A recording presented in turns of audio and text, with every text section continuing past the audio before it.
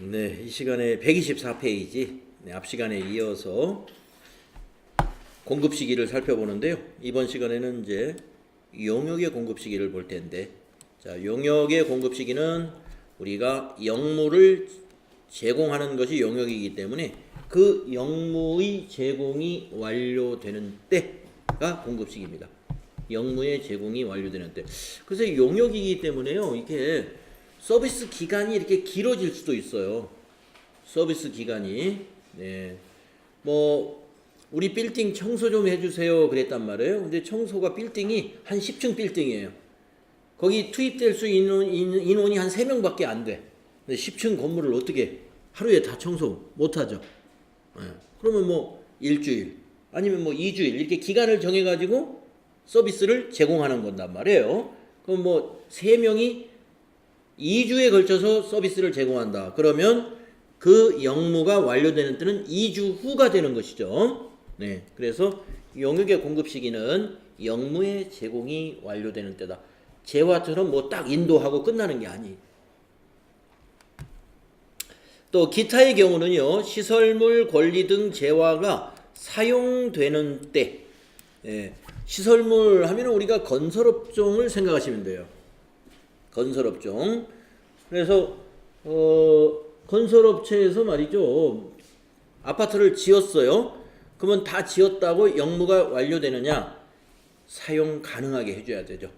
사용 가능하게 한다는 것은 입주해야 되죠. 주인이, 그 건물주가 이제 잔금 치렀으면 가서 들어가서 살 수 있게 해줘야 됩니다. 준공이 안 떨어진다고 하면 입주 못 하잖아요. 예.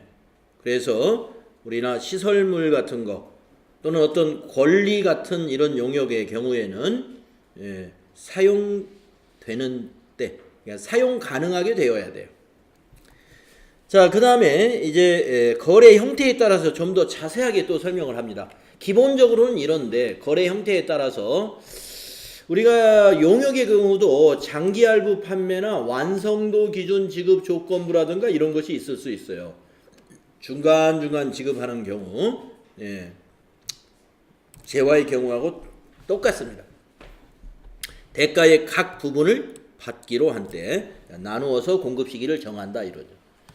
그 다음에 두 번째, 전세금이나 임대 보증금에 대한 간주 임대료. 네.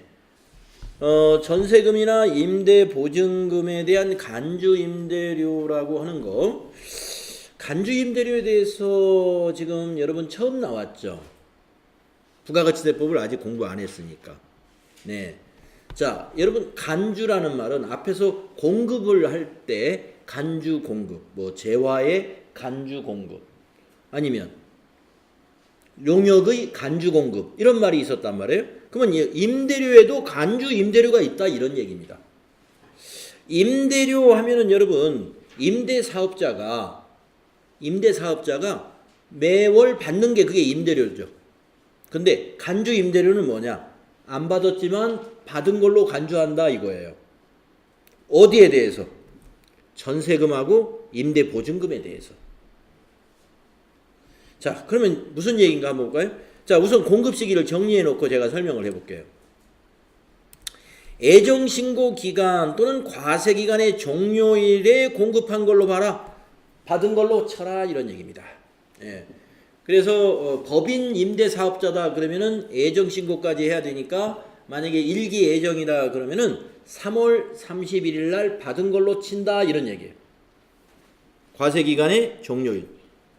만약에 개인 임대사업자다 그러면은 애정신고 안 하니까 그 임대보증금이나 전세금에 대한 간주 임대료를 6월 1기 거다 그러면 6월 30일 날 받은 걸로 간주하고 신고해라 이거죠.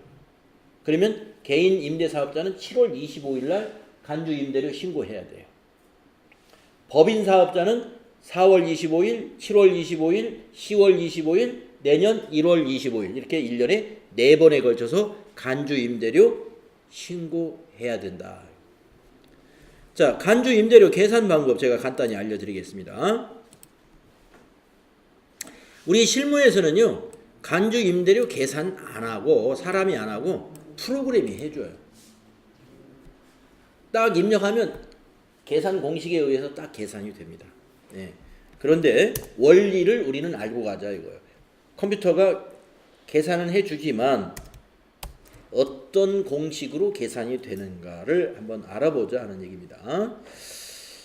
우선 이 간주 임대료의 개념이 지금 말한 대로 간주 임대료의 개념이 뭐냐 하면은요, 전세금이나 임대 보증금에 대하여 그 금에 대하여 뭐라 그럴까요? 이자 부분, 그 보증금의 이자 수익에 대한 부분에 과세하는 제도가 간주 임대료 제도이다 이런 얘기입니다.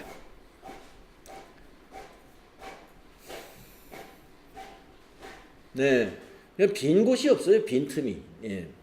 자, 임대 사업이 과세 사업자거든요. 임대 사업이. 그러면은 임대료를 매달 받는데 100만 원을 받는다 그러죠. 100만 원. 그러면 임대료 받는 100만 원만 부가가치세 10% 과세를 하느냐? 보증금에 대해서도 과세하겠다 이거예요.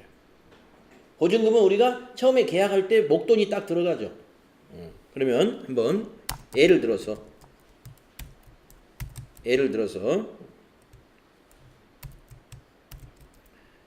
임대 보증금 5천만 원이 있다고 보겠습니다.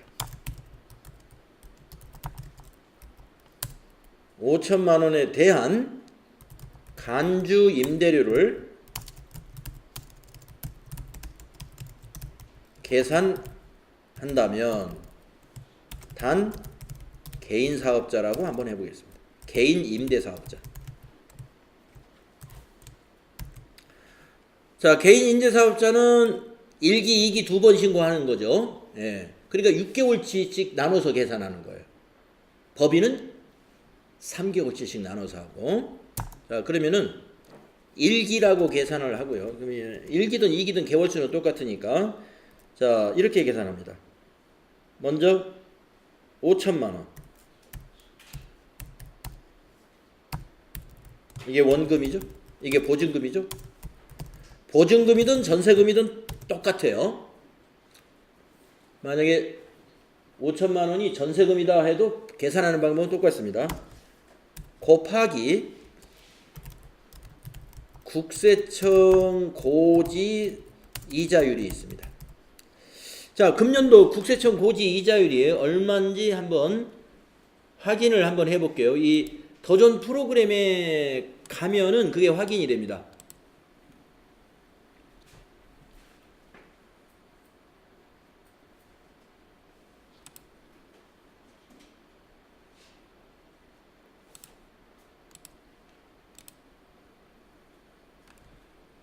네, 이게 이제 도전 스마트A 프로그램인데요. 회계 파트에 부가가치세 여기 급수를 너무 낮췄나 보네. 그러니까 FAT 1급에서는 간주 임대료의 개념만 알면 돼요. 그 서류까지 만드는 것은 안 나옵니다.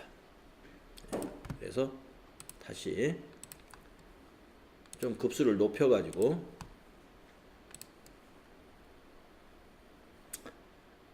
TAT 2급이나 1급으로 좀 급수를 높이면 이 부가가치세에 관련된 서류가 이만큼 늘어요. 그래서 지금 이것이 뭐냐면은 부동산 임대 공급가액 명세서라는 요 서류에서 그걸 계산할 수가 있어요. 부동산 임대 공급가액 명세서. 그래서 이제 여기다가 개인 사업자니까 1월부터 6월 거다라고 이렇게 입력을 여기다 이제 그 부동산 임대 계약자, 그다음에 건물 몇 층 몇 호이고 여기 이제 이 내역을 쭉 해당 사항을 입력하면 돼요. 그러면은 계산이 여기에 딱 나온다 이겁니다. 과세표준 이게 계산이에요. 과세표준이 바로 이자액을 계산한 건데 지금 여기 고지된 게 여기 보이네요. 적용 이자율 해가지고 간주 임대료 요율이라고 하네요. 간주 임대료 요율. 이 이자율을 이거 고칠 수도 있습니다. 이거 눌러서 내가 간주 임대료에 대한 요율을 여기다 수정을 해서 입력할 수 있는데 여기 보니까 2018년 3월 18일 이전 폐업자 연 1.6% 적용하고 2018년 3월 19일 이후 폐업자 및 계속 사업자는 1.8%를 적용한다라고 되어 있죠. 지금 현재 1.8%라는 얘기입니다. 자, 그래서 이와 같이 이 프로그램에서는 여기 요율 들어 있고요. 여기 그 임대건을 여기다 입력하고 나머지 여기 사항을 입력을 하면 여기 과세표준이라는 것이 계산이 되는데 이게 바로 이자 계산이 되는 거예요. 자, 그래서 이 과세표준이 어떻게 계산되느냐 계속해서 설명을 해보겠습니다. 그래서 국세청에서 고지한 이자율이 지금 1.8%군요. 네, 그러면 1.8% 곱합니다. 자, 그런 다음에 이거는 연이율이잖아요. 연이율이니까 곱하기 지금 1년이 365일이면 6월 30일까지 일수를 다 세는 거예요. 1월 1일부터 6월 31일이 며칠이냐 이겁니다. 며칠. 6월 30일까지. 그러면은 365일 나누기 한 반 해보니까 182일 나오네요. 아마 182일이 맞을 거예요. 그리고 그 뒤에가 183일 나오고. 그래서 자 182일. 요 일수는 프로그램이 다 계산해 줍니다. 그리고 나누기 365일. 이렇게 계산이 됩니다. 그러면 이게 즉 무슨 계산이냐면요. 이자 계산이에요. 이자 계산. 5천만 원을 연이율 1.8%로 182일간의 이자를 계산해라. 그러면 이렇게 계산을 하면 되는 거거든요. 한번 얼마나 나오는지 한번 두들겨 볼까요?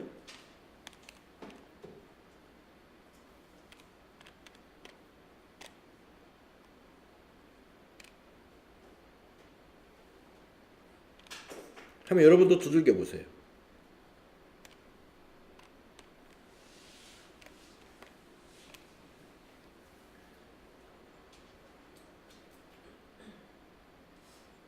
내 계산이 맞나요? 얼마 나옵니까? 448,767원. 이게 맞나? 계산해 보세요.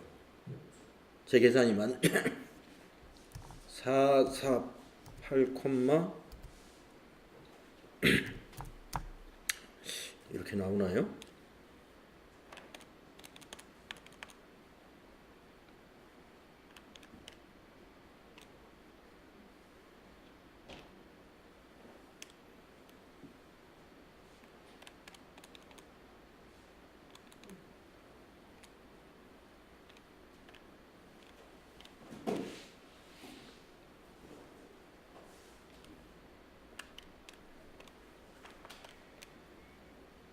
맞죠?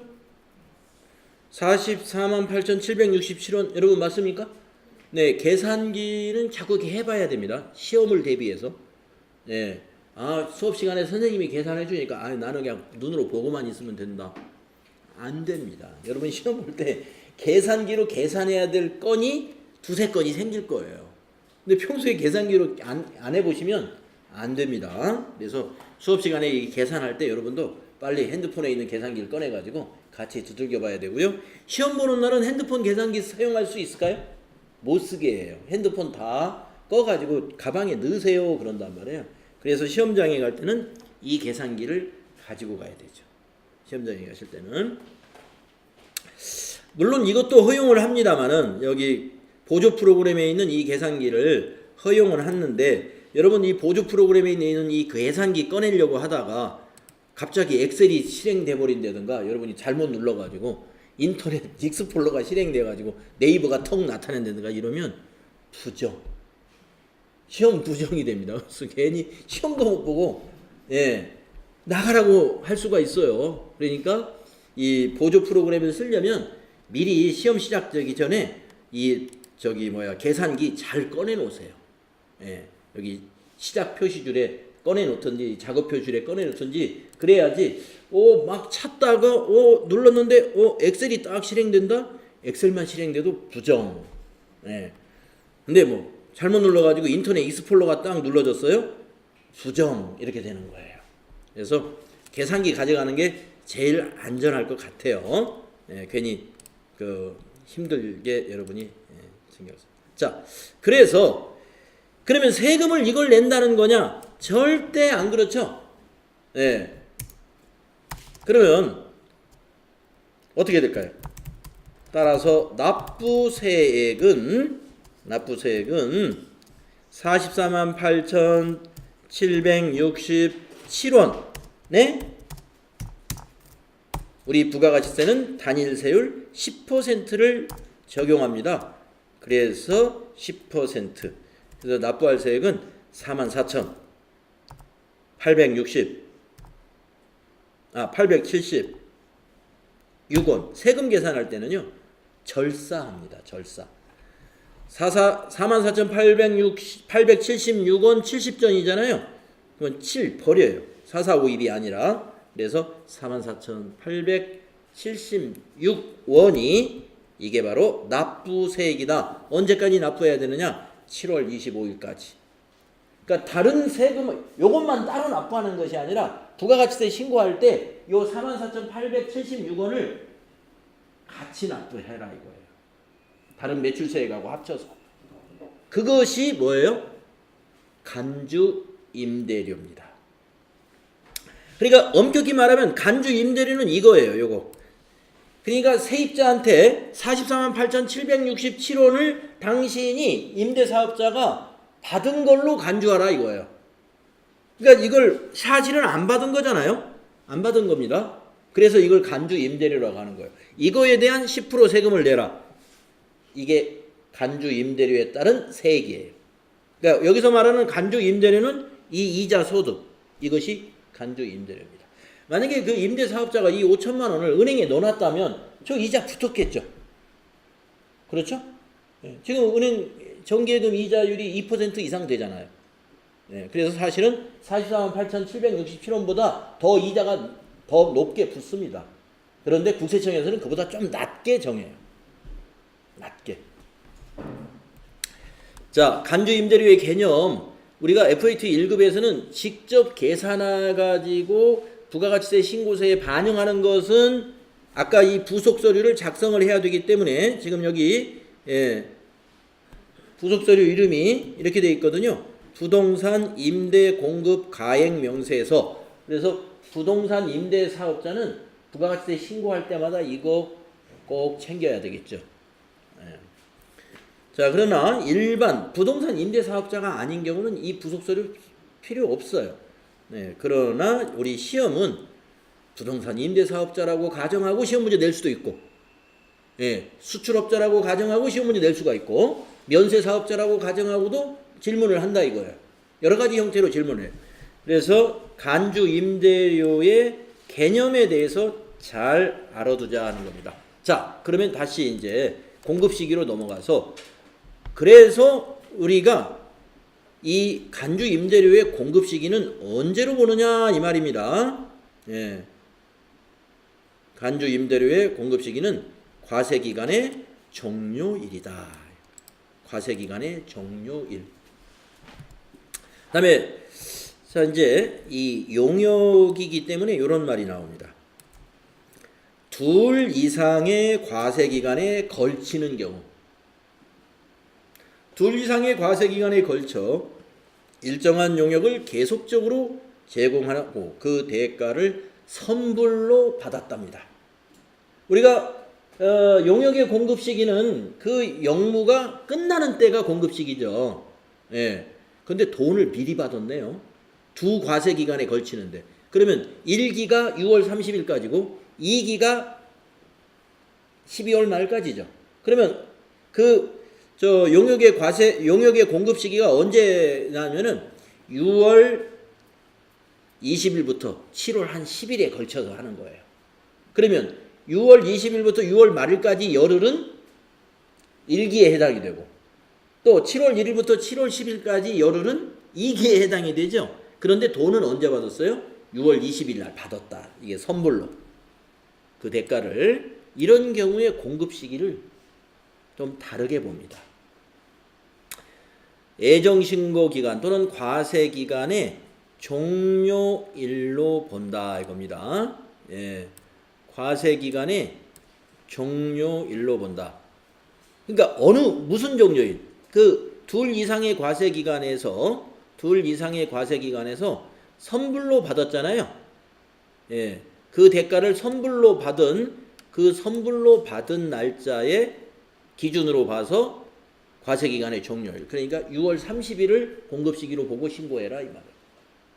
6월 30일을. 다음에 그 밑에 거 보겠습니다. 역시 둘 이상의 과세 기간에 걸쳐서 부동산 임대 용역을 공급하고 그 대가를 선불 또는 후불로 받는 경우 월수로 안분 계산한 임대료. 이거 밑에 거는 지금 다른 얘기예요. 이것은 용역인데 밑에도 임대 용역은 맞아요. 임대 사업자도 임대 용역입니다. 예, 임대 용역인데 둘 이상의 과세 기간에 걸쳐서 가령 임대를 월 임대로 3개월만 임대했는데 6, 7, 8월을 임대를 해줬어요. 6, 7, 8. 그러면 두 개 과세 기간에 걸쳤네요. 예. 그리고 얼마를 받았냐면 월 100만 원씩 300을 미리 선불이나 후불로 받았다 이런 얘기입니다. 이랬을 경우 월수로 안분 계산한 임대료니까 100만 원이 되죠. 100만 원. 이거는 애정신고기간 또는 과세기간의 종료일로 신고한다 이겁니다. 그러니까 이거는 월세로 안분 계산해가지고 6, 7, 8월이면은 6월 달에 100만 원 신고하고 7, 8월 달에 종료일인 과세기간이 7, 8, 9니까 법인이면 9월 달을 과세기간 공급시기로 보고 해라. 두 달치는 9월, 한 달치는 6월 말이 되겠죠. 자, 그 다음에 뭐 시험에서는 이거 잘 안 나와요. 예, 시험에서는 주로 일반적인 이거 장기할부 판매 이런 부분하고 간주 임대료 부분하고가 시험에 주로 나옵니다. 자, 폐업하는 경우 역시 폐업일입니다. 예, 폐업하는 경우 폐업일, 용역의 공급에서도 이 외의 경우는 모두 영무의 제공이 완료되고 그 공급가액이 확정되는 때가 이게 기본이죠. 예, 그래서 여러분 용역의 공급 시기 정리를 했는데 뭐 여기 가운데 좀 여러분 좀 이해하기 좀 어려운 부분이 있는데 이거 시험하고는 관련이 없어요. 예, 그래서 시험에서는 이거 한 번도 나오는 걸 못 봤습니다. 자, 그 다음에 이제 거래 장소에 대해서 공부하겠습니다. 거래 장소는 간단합니다. 그리고 거래 장소는 역시 시험에서도 거의 안 나옵니다. 네, 너무 간단해요. 자, 재화의 공급의 경우에 거래 장소가 어디냐? 재화의 이동이 필요한 경우에는 재화의 이동이 시작된 장소를 거래 장소라고 한다는 거죠. 거래의 이동이 시작된 장소 하면은 어딘지 아시겠죠? 공장이면 우리 공장에서 출발했어요. 그러면 그게 공급 장소가 된다 이겁니다. 공급 장소가 바로 거래 장소예요. 이동이 필요하지 아니한 경우에는 재화가 공급되는 시기에 그 재화가 있는 장소죠. 그 다음에 용역의 공급의 경우는요, 일반적으로 영무가 제공되거나 시설물 권리 등의 재화가 사용되는 장소. 당연한 얘기죠. 국내 및 국외에 걸쳐 용역이 제공되는 국제 운송의 경우에 거래 장소는 어디로 봐야 되느냐? 사업자가 비거주자 또는 외국 법인이면 여객이 탑승하거나 화물이 적재되는 장소다. 예. 여객이 탑승하거나 화물이 적재되는 장소는 재화가 이동이 시작되는 장소하고 똑같은 개념이죠. 그래서 거래 장소 그렇게 중요하지 않습니다. 이 부분은. 자, 그래서 지금까지 우리가 과세 공급 즉 재화의 공급과 용역의 공급, 그 다음에 공급 시기에 대해서 공부했는데 아마 좀 여러분이 정신이 없을 거예요. 뭐뭐를 했는지. 그래서 382페이지에 가서 이 재화의 공급, 용역의 공급, 그리고 공급 시기에 대한 문제를 한번 풀어봅시다 하는 얘기입니다. 예, 382페이지 한번 가봅시다.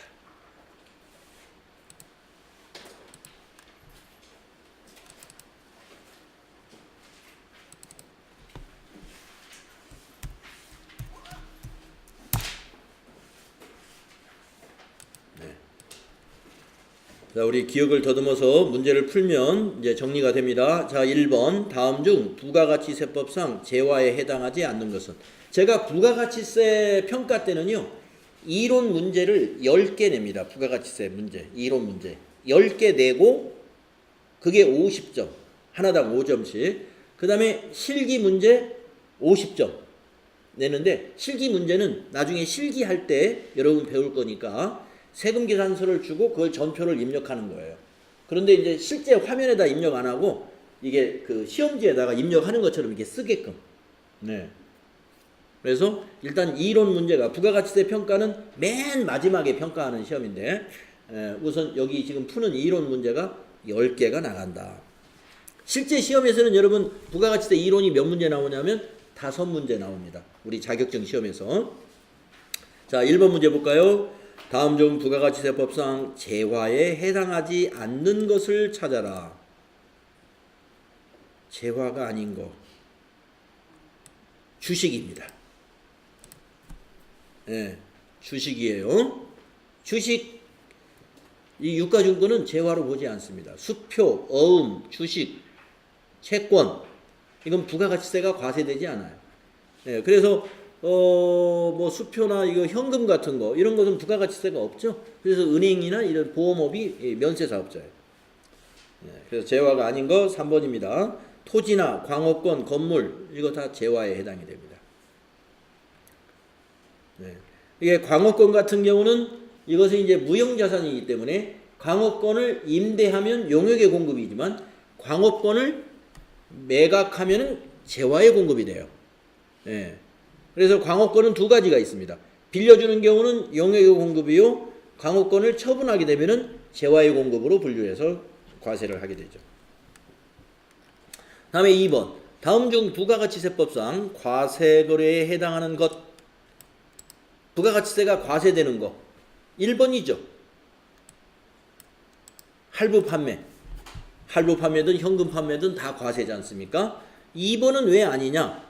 우리가 배웠잖아요. 사업의 포괄적 양도는 그 인수받은 사람이 상품을 팔아서 부가가치세를 내면 되니까 과세가 아니라고 했고, 세 번째 근로의 제공은 용역이 아니에요. 근로는 근로계약에 따른 제공이기 때문에 우리가 이걸 과세하지 않고, 그러면 부가가치세는 과세가 안 되지만 근로를 제공하고 여러분이 받는 월급에 대해서는 근로소득세가 과세되죠. 그러니까 여기서 물어본 것은 부가가치세법상 과세에 해당하는 것을 찾으라고 했기 때문에 근로하고 나는 세금 내는데 여러분이 내는 세금은 부가가치세가 아니다는 거죠.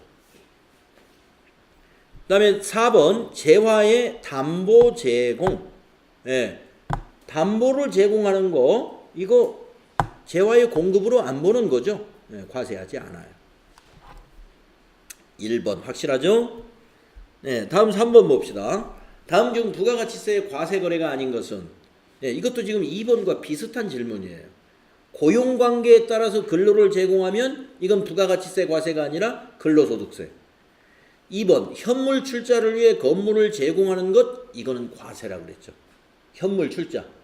내가 돈이 아니라 건물로 출자를 했다. 그러면 그것은 건물을 판매한 걸로 간주해서 10% 세금 내야 돼요.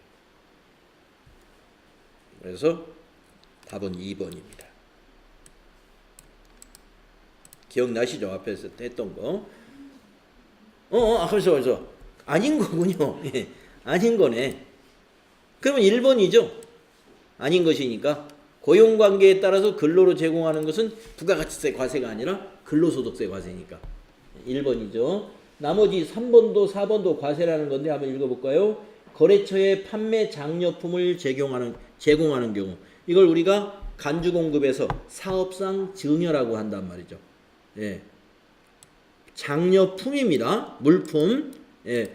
여러분 그 거래처에 주는 장려금 하면 돈으로 주는 걸 말하고 장려 물품 하면 이건 사업상 증여. 예. 장려금 돈 주는 거는 과세 안 해요. 예. 장려금에 대해서는. 대신에 장려금을 줬다고 그래서 그 공급가액에서 빼진 않아요.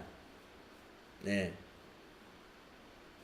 무슨 얘기냐면 자 A라는 거래처에 우리 회사가 3천만 원어치 이번 달에 판매를 했습니다. 이 회사가 평소에 1,000만 원 정도밖에 월 1,000만 원밖에 우리 상품을 사지 않았는데 이번 달에 3배를 샀네요.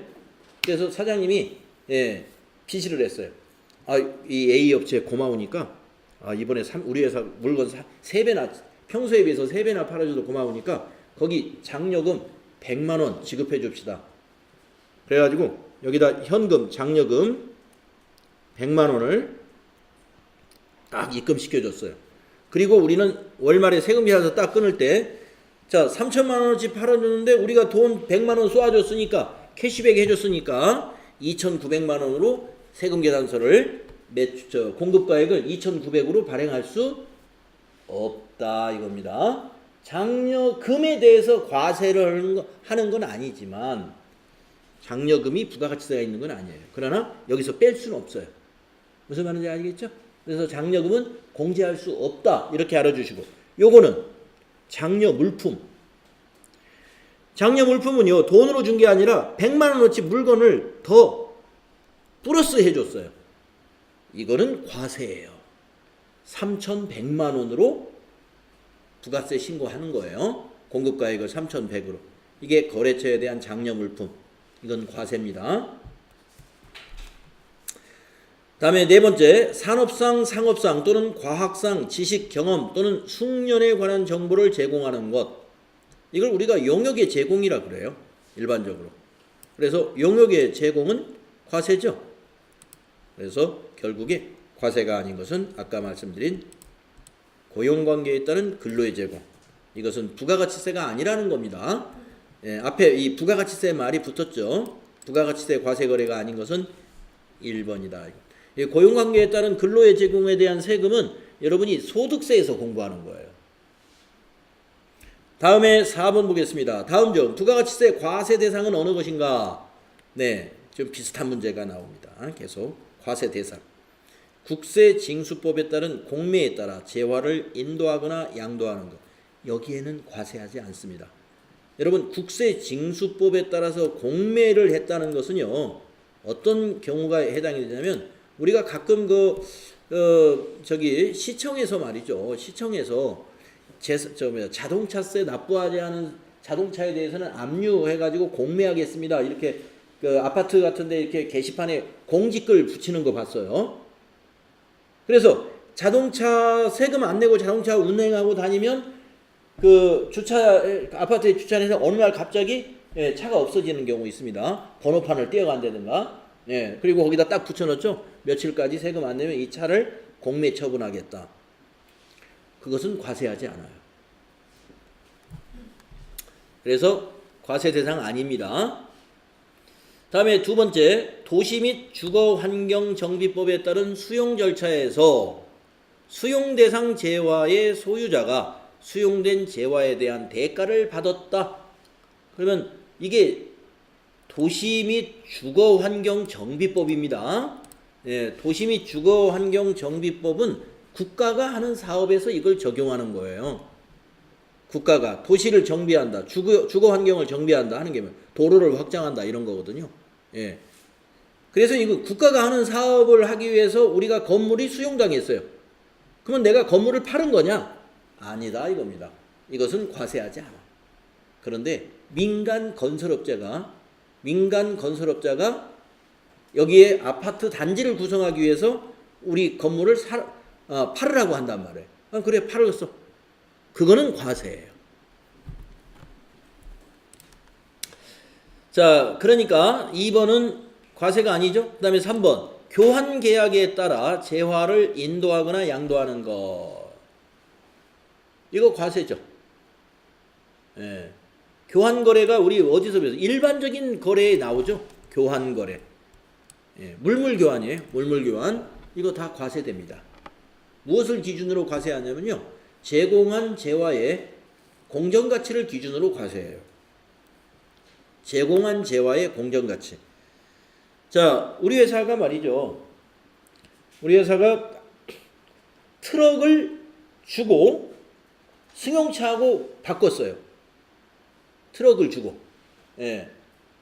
그러면 트럭의 공정 가치로 우리가 과세한다 이런 얘기입니다. 트럭의 공정 가치로 항상 제공한 재화입니다. 제공한 재화. 자, 그래서 교환 거래는 우리가 과세가 됩니다. 그래서 답은 3번이죠. 4번은 왜 과세가 아닌지 아시겠죠? 우리가 용역의 무상 공급은 과세가 안 된다고 그랬잖아요. 용역의 무상 공급. 딱 되는 경우가 한 가지 예밖에 없다고 그랬죠. 부동산 임대 사업자의 특수 관계인에게 무상으로 공급하는 거. 그거 말고는 건설 용역 무상 공급은 과세가 아니다. 그래서 답이 3번이 되겠네요. 다음 5번. 다음 중 과세 거래에 해당하는 것을 모두 고르면, 자, 한번 이건 뭐 찾아봅시다. 사업자가 아닌 개인의 스마트폰을 개인의 스마트폰을 수입하는 경우, 우리가 수입을 하면은요, 개인이 수입을 하든 회사가 법인이 수입을 하든 전부 과세입니다. 다음에 부가가치세가 과세된다는 얘기예요. 다음에 4번 고용관계에 따라 근로를 제공하는 거 역시 아니죠. 다음에 4번 사용자가 사용인에게 작업복을 무상으로 제공하는 거, 이거 과세 아니라고 그랬죠. 작업복, 작업모, 작업화. 그 다음에 라번 사업자가 폐업할 때 남아있는 재화, 매입세 공제분, 예, 매입세 공제를 받았는데 판매를 못하고 재고를 남기고 폐업을 했다. 이거 과세되죠? 예, 이거 과세됩니다. 그 다음에 은행이 건물을 매각하는 경우, 우리가 앞 시간에서 우리 공부했죠. 자, 은행이 건물을 매각하는 경우는 일시적인 공급이에요. 그렇기 때문에 은행이 면세 사업인 경우에는 과세 재화인 건물을 매각한다 하더라도 주된 사업이 면세 사업자이기 때문에 면세가 적용된다 그랬죠.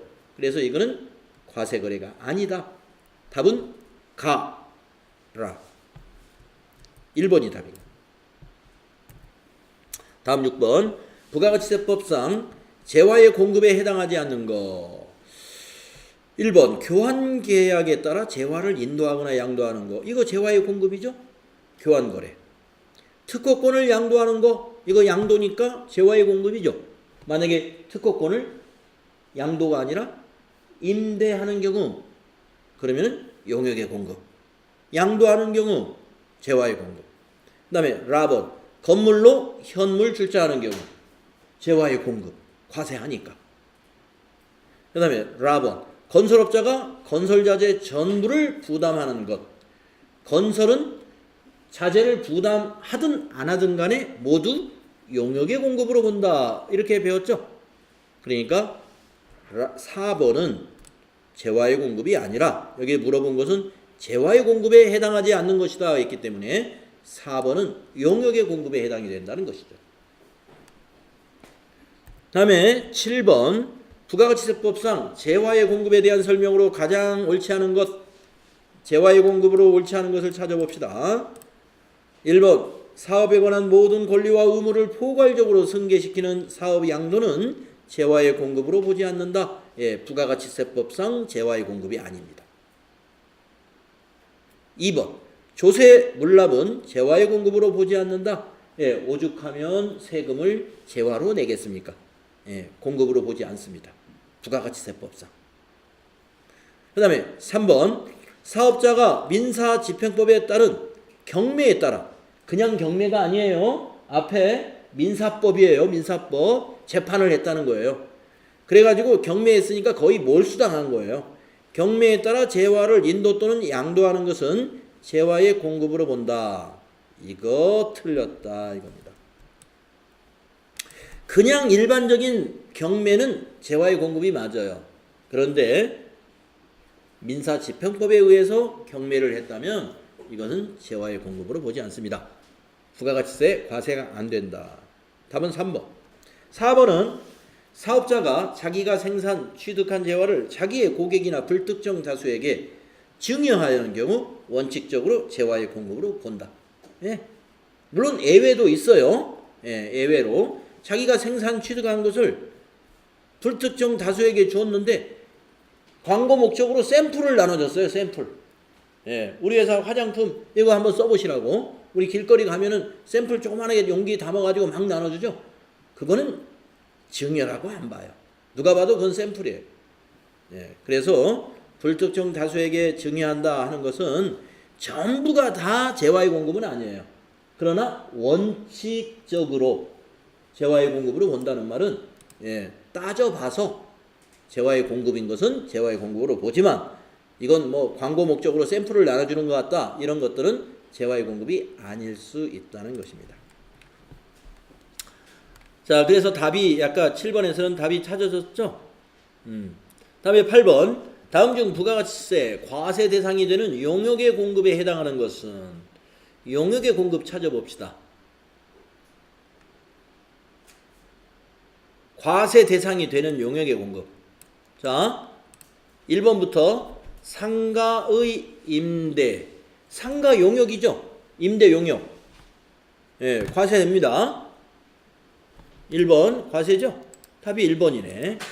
자, 2번 건설 용역의 무상 공급. 용역의 무상 공급은 과세가 아니라고 그랬어요. 3번 고용 관계에 의한 근로 제공. 이건 부가가치세가 아니라 이건 근로소득세라고 그랬어요. 4번 용역의 수입. 예, 용역의 수입은 과세되지 않습니다. 재화의 수입은 개인이든 사업자든 전부 과세죠. 부가가치세가. 여러분 용역의 수입은 과세 안 돼요. 예, 용역의 수입은 전부 부가가치세 없습니다. 그래서 용역의 수입이라는 게 뭐냐면 우리 뭐 교육 용역이라든가 그래서 해외에 있는 그 교육 사업을 국내에서 하면은 이거 부가가치세가 없다 이런 얘기예요. 원래 교육이 이제 면세 업종이라서 그러는데 그 과세가 되는 용역도 마찬가지예요. 법률 서비스, 법률 서비스, 회계 서비스 이런 거 외국 업체가 국내에서 공급하잖아요. 그러면 그게 수입이 되죠? 수입이죠? 부가가치세 과세하지 않습니다. 국내 사업자가 법률 서비스를 한다. 그건 과세예요. 자, 그래서 1번 상가 임대, 임대 용역이라고 그래요. 임대. 그래서 답은 1번이다. 자, 이제 문제가 굉장히 많군요. 그래서 오늘은 일단 여기까지 하고요. 조금 더 남았습니다. 한 2페이지 정도 남았는데 여기 접어두시고 내일 나머지 문제 풀고 이제 영세율과 면세. 그러니까 이제 부가가치세 반절 끝났어요. 보니까. 이 공급 시기까지가 딱 반이에요.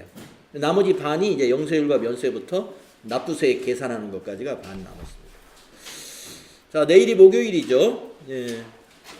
이번 주에 부가가치세가 못 끝나네요. 빨리 끝내겠습니다.